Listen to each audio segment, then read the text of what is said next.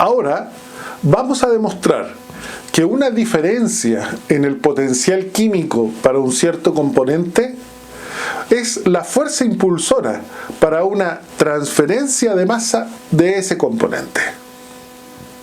Comencemos. Recordamos aquí que la diferencial total para la energía libre de Gibbs es igual al producto entre el negativo de la entropía y una diferencia infinitesimal en la temperatura, más el producto BDP, más la sumatoria de los productos entre el potencial químico de un cierto componente y su variación en el número de moles. Si estamos trabajando a presión y temperatura constantes, entonces la expresión para la diferencial total de la energía libre de Gibbs se reduce a la expresión que hemos encerrado y hemos destacado con el recuadro rojo. Esta diferencial total va a depender de las variaciones en los números de moles. Esta es la expresión que vamos a usar, que vamos a aplicar en nuestra demostración. Vamos a asumir que ponemos en contacto a través de una membrana semipermeable que permite el paso únicamente del componente I, dos sistemas, sistema alfa y el sistema beta. El sistema alfa se encuentra a una temperatura T, a una presión P y tiene una cierta composición que incluye al componente I. Por su parte, el sistema beta está a las mismas temperatura y presión que el sistema alfa y tiene su propia composición que incluye al componente I. Vamos a suponer también que se da una transferencia de masa del componente I desde alfa hacia beta. Esto es, alfa pierde una cantidad de moles de I igual a dn y beta gana esa misma cantidad.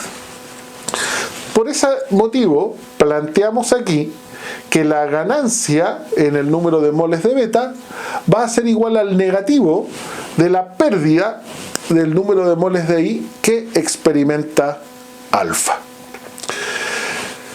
El único cambio que experimenta alfa es la variación en el número de moles del componente I. Por ese motivo, la variación en la energía libre de Gibbs de alfa va a ser igual al potencial químico del componente I en este sistema por la variación en el número de moles de este componente que está experimentando. En el caso de beta, también el único cambio que experimenta está en el número de moles del componente I. Temperatura, presión y los números de moles de los otros componentes permanecen constantes. Entonces, la variación en la energía libre de Gibbs de beta va a estar expresada por el potencial químico del componente I en beta multiplicada por la variación infinitesimal en el número de moles del componente I en este sistema. Si yo quiero conocer la variación total en la energía libre de Gibbs, bueno, por tratarse de una propiedad extensiva, esta variación va a ser simplemente la suma de la variación que se experimenta en alfa y más la variación que se experimenta en el sistema beta. Para alfa y beta reemplazamos las expresiones que ya planteamos y además consideramos esta relación que existe entre las variaciones en el número de moles de I para alfa y beta. Recuerdo, lo que gana beta es lo que es igual al negativo de lo que se ha perdido en alfa. Y así llegamos entonces que la energía libre de Gibbs total va a ser igual a la variación que se experimenta en el número de moles de I, estrictamente va a ser igual a la cantidad infinitesimal de moles de I que es transferida por la diferencia entre los potenciales químicos de beta y alfa. Y aquí nos preguntamos, ¿qué condiciones se deben cumplir para que esta transferencia de masa ocurra espontáneamente?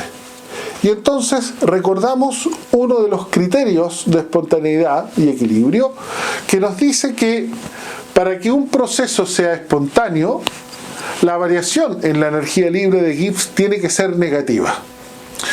Por definición, la variación en el número de moles de I es positiva. La única manera de que de G sea negativo es que esta diferencia sea negativa, y eso implica entonces que el potencial químico de I en alfa tendrá que ser mayor que el potencial químico de I en beta.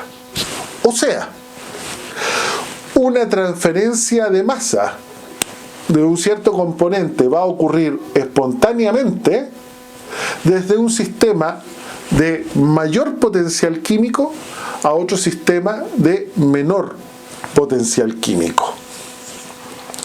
Y esta transferencia va a ocurrir hasta que los potenciales químicos se igualan, que es cuando se alcanza la condición de equilibrio, que es la conclusión que hemos obtenido acá. La única forma de que de G sea cero es que los potenciales químicos se igualen. Entonces, ha quedado demostrado que una diferencia entre potenciales químicos o de potenciales químicos para un cierto componente va a ser la fuerza impulsora de la transferencia de masa de ese componente.